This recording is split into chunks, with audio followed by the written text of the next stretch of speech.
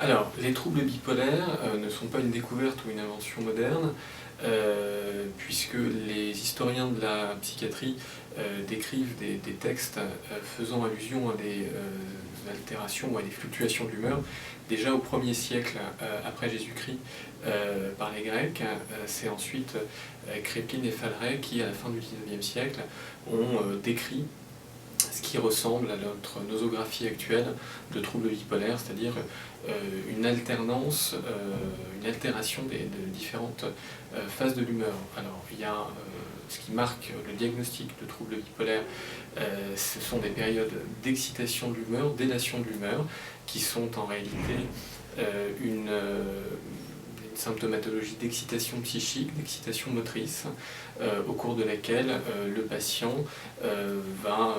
décrire des symptômes et ressentir des symptômes, présenter des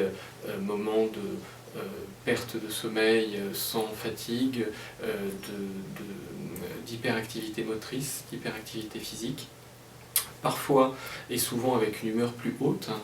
Ce sont ces périodes d'excitation de l'humeur qui font le diagnostic de troubles bipolaires. À côté de ça, les patients bipolaires, et d'ailleurs c'est ce qui occupe malheureusement, enfin malheureusement en tout cas c'est difficile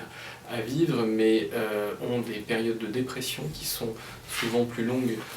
en durée et aussi plus fréquentes en nombre, qui sont là un peu à l'inverse, des moments de ralentissement psychique, des moments de ralentissement moteur, où il est difficile d'initier des actions, de prendre du plaisir, d'avoir de la motivation. C'est ce qui définit en général donc, le trouble bipolaire, c'est donc cette alternance de phases. Entre ces phases existent des périodes d'intervalle libre avec une restitution partielle ou complète de l'état de santé du patient.